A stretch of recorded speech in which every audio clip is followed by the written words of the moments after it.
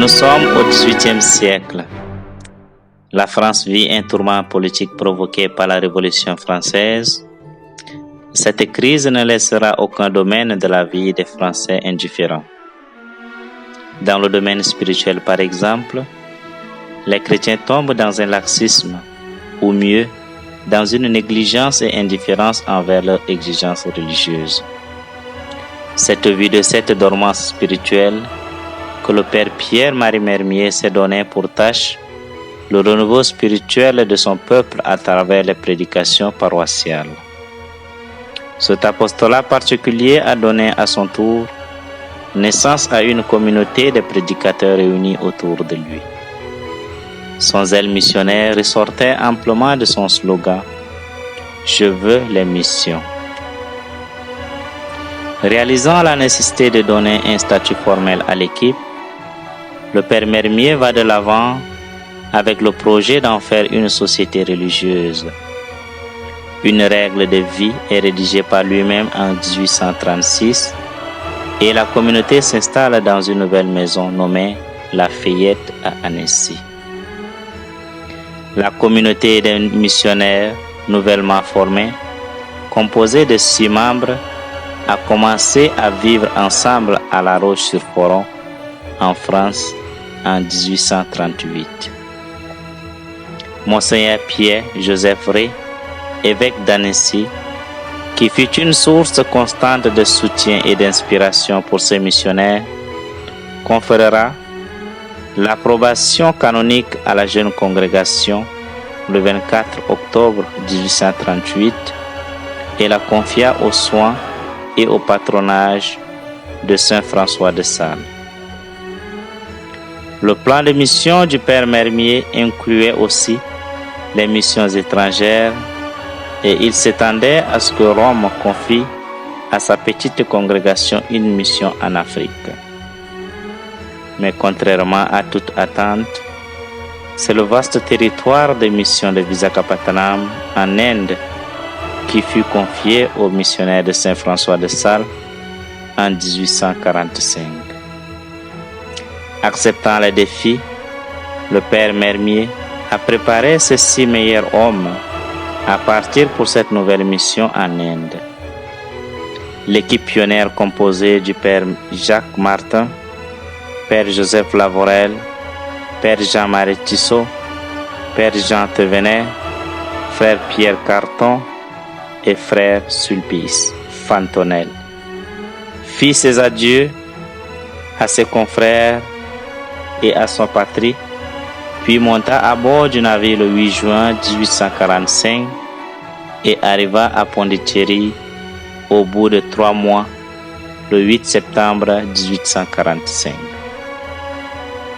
La Congrégation pour l'évangélisation des peuples a confié aux missionnaires de Saint François de Sales le vicariat de Visakhapatnam le 2 mai 1848.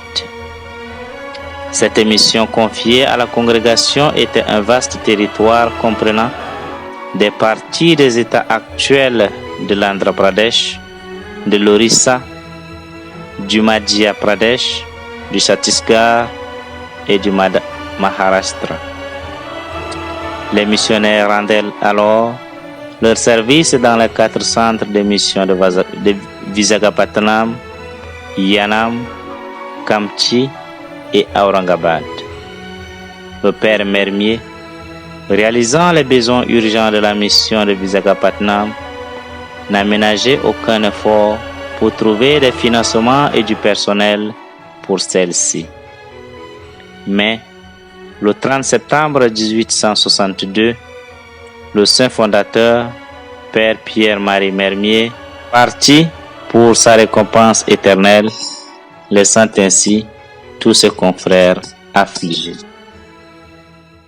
De retour en France, en 1903, les missionnaires de Saint François de Sales perdent leur maison mère à Annecy, qui comportait les tombeaux du saint fondateur et d'autres premiers missionnaires, car cette maison était dorénavant propriété de l'État français. C'est ainsi qu'une autre maison adjacente, baptisée Propéine, fut achetée pour en faire la maison mère. Environ 6 décennies plus tard, les autorités de l'État, en creusant sur le site de l'ancienne maison mère, ont trouvé les tombes du père Mermier et d'autres premiers confrères missionnaires de Saint François de Sales. Lorsque la tombe du père Mermier a été ouverte, en présence des autorités ecclésiastiques et civiles, son corps et ses vêtements étaient intacts. La dépouille mortelle du vénérable fondateur et des autres saints hommes fut transférée dans la nouvelle maison le 24 octobre 1960. Progressivement, la congrégation a commencé à étendre son travail missionnaire dans d'autres pays aussi. Ainsi, aujourd'hui, elle est une grande congrégation répartie dans de nombreux pays du monde, entre autres Allemagne, Autriche, Australie, Brésil, Cameroun, Canada, Tchad, Équateur, Inde, Indonésie, Irlande, Italie, Kenya, Malawi, Mozambique, Namibie, Pays-Bas, Philippines, Afrique du Sud, Swaziland, Suisse, Tanzanie, Trinité, Ouganda, Royaume-Uni, États-Unis, Cité du Vatican et Zambie. La congrégation des missionnaires de Saint François de Sales, avec un nombre total de 1471 membres, donc 1186 prophètes perpétuels et 285 prophètes temporaires, font ressentir leur présence aujourd'hui par la prédication, l'évangélisation et l'éducation de la jeunesse sur tous les continents et dans 31 pays. À présent, la congrégation des missionnaires de Saint François de Sales compte 11 provinces et une vice-province repartis comme suit. La province de Visakhapatnam depuis 1965. La province du Brésil depuis 1965. La vice-province anglaise 1965. La province France-Suisse 1965. La province de Nagpur depuis 1996. La province du sud-ouest de l'Inde 1991. La province de l'Afrique de l'Est depuis 1996. La province de Pune 1996. La province du sud-est de l'Inde 2008. La province de Dibrugarh depuis 2019 et la province de Guwahati depuis 2019. Les Francaliens se concentrent sur leur charisme qui est de vivre l'esprit et la spiritualité de Saint François de Sales dans leur mission.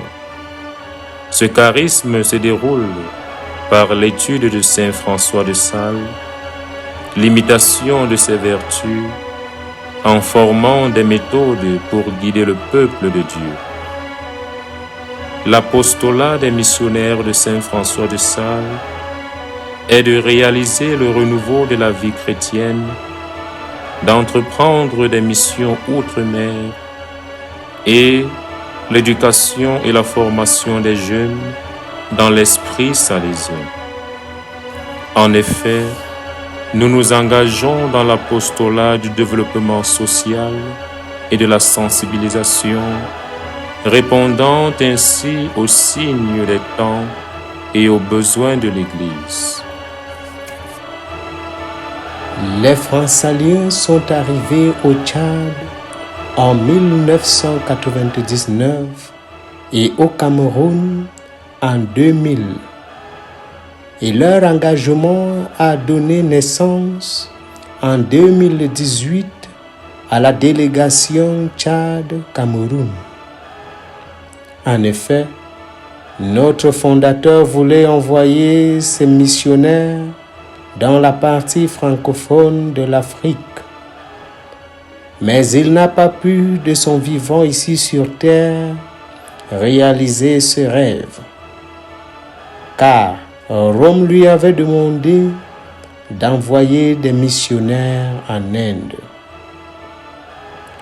Pour réaliser son rêve et élargir davantage la congrégation, la province du sud-ouest de l'Inde a entrepris d'ouvrir des missions au Tchad en 1999.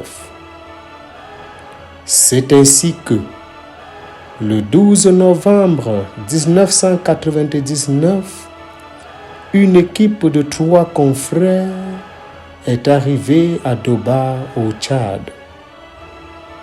Il s'agit du père Thomas Payatou Kandatil, du père José Poutia Parambil et du père Anthony Mokentotam. Notre mission au Tchad a ouvert d'abondantes possibilités d'activités missionnaires en termes d'évangélisation directe. Nous avons 2 missions à Doba et à Béro dans le diocèse de Doba. Dans la ville de Doba, nous gérons une paroisse, 3 écoles, un collège et un foyer pour garçons, tandis qu'à Béro, nous gérons une paroisse, une école et un foyer pour garçons. En 2000, le père Thomas Cheroukat est venu au Cameroun pour étendre la mission. Il marquait ainsi l'arrivée des missionnaires de Saint François de Sales au Cameroun. La première communauté a donc démarré à Yaoundé et s'est étendue à Ngaoundéré avec la création d'une maison de formation pour les postulants et d'une école primaire. Puis, elle s'est installée à Buea. Peu à peu, les Francaliens se sont fait connaître par plusieurs personnes. Il y a eu donc un afflux de vocations venant du Tchad et du Cameroun. Actuellement, nous avons 7 communautés religieuses: Angoya, Ekundum, Buea, Jalingo et Binidang au Cameroun, puis Béro et Doba au Tchad. Nous sommes pasteurs d'âmes dans 7 paroisses: paroisse Saint-Daniel Komboni de Doba et Sainte Joséphine Bakita de Béro dans le diocèse de Doba au Tchad. Et les paroisses Sainte Joséphine Bakita de Koundoum et Sainte Famille de Nazareth de Bang dans le diocèse de Yaoundé. L'aumônerie Saint-Pierre et Paul de l'université de Buea dans le diocèse de Buea. L'aumônerie Saint-Thomas-Mort de l'université de Ngaoundéré et la paroisse Saint-Charles-Louanga de Bérem dans le diocèse de Ngaoundéré. La congrégation a 2 maisons de formation. la maison de formation des postulants à Ngaoundéré et le théologat à Ngoya dans le diocèse d'Obala.